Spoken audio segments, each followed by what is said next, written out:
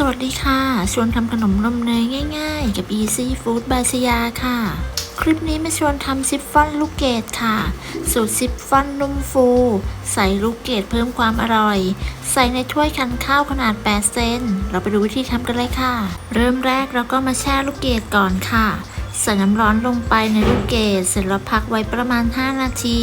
เมื่อครบเวลาก็นำลูกเกดไปกรองเอาน้ำออกแล้วก็พักเอาไว้ให้เสด็จน้ำค่ะต่อไปเราก็มาแยกไข่แดงและไข่ขาวค่ะจะใช้เป็นไข่ไก่เบอร์2จำนวน3ฟองแยกไข่แดงและไข่ขาวออกจากกันค่ะอย่าลืมเลือกใช้เป็นไข่สดใหม่นะคะเค้กจะได้ไม่คาวและก็ไข่ขาวจะได้ตีง่ายด้วยค่ะแยกไข่เสร็จแล้วเรามาทำส่วนผสมของไข่แดงกันต่อค่ะใส่น้ำตาลทรายและเกลือลงไปในไข่แดงตามด้วยนมสดและน้ำมันพืชค่ะถ้าไม่มีสามารถใช้เป็นน้ำมันรำข้าวน้ำมันคาโนล่าหรือน้ำมันมะพร้าวก็ได้ค่ะตามด้วยกลิ่นวานิลาเสร็จแล้วก็คนให้เข้ากันเมื่อคนจนเข้ากันดีต่อไปเราก็จะใส่แป้งค่ะใส่แป้งเค้กและผงฟูลงไปในที่ร่อนจากนั้นก็ร่อนแป้งเค้กและผงฟูลงไปในส่วนผสมค่ะร่อนจนหมดผงแป้งเสร็จแล้วก็ใช้ตะกร้อมือคนส่วนผสมให้เข้ากันด้วยความเร็ว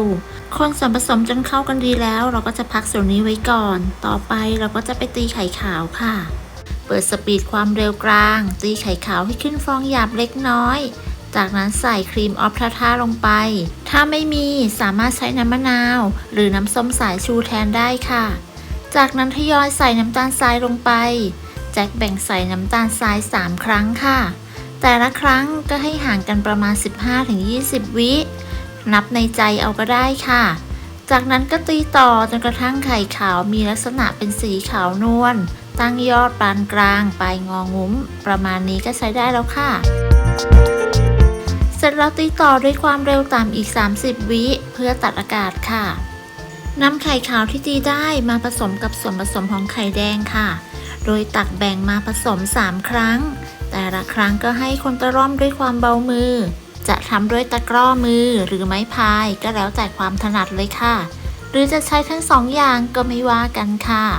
คนตะร่อมส่วนผสมดีแล้วเราไปตักใส่ถ้วยกันเลยค่ะถ้วยที่ใช้เป็นถ้วยขันข้าวเบอร์8ใส่ลูกเกดลงไปในแต่ละถ้วยมากน้อยตามต้องการจากนั้นตักส่วนผสมลงไปแจกใส่แต่ละถ้วยประมาณ2สกู๊ปหรือหนักประมาณ50กรัมรวมน้ำหนักถ้วยนะคะเคาะเบาๆก่อนนำเข้าอบเพื่อไล่อากาศจากนั้นก็นำเข้าอบได้เลยค่ะแจ็คอบที่อุณหภูมิ160องศาใช้ไฟบนล่างไม่เปิดพัดลมจัดวางไว้ชั้นล่างของเตาอบใช้เวลาอยู่ที่ประมาณ18นาทีสูตรนี้จะทำได้ทั้งหมด12ถ้วยค่ะเมื่อครบเวลาก็นำเค้กออกจากเตากระแทกพิมพ์เบาๆเพื่อให้เค้กเซตตัวจากนั้นจะคว่ำไว้พักเอาไว้ให้เย็นค่ะเมื่อเค้กเย็นแล้วก็นำเค้กออกจากพิมพ์ได้เลยค่ะ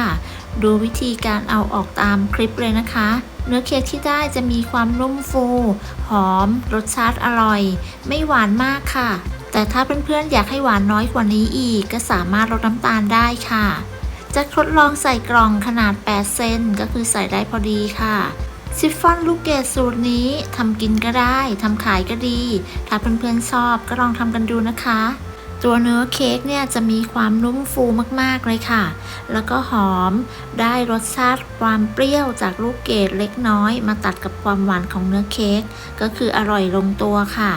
รับประกันความนุ่มฟูนะคะสูตรนี้ขอบคุณสำหรับการติดตามรับชมคลิปนี้ค่ะหากมีประโยชน์สำหรับเพื่อนๆก็อย่าลืมกดไลค์กดแชร์กดติดตามเพื่อเป็นกำลังใจกันด้วยนะคะสำหรับคลิปนี้จะต้องลาไปก่อนสวัสดีค่ะ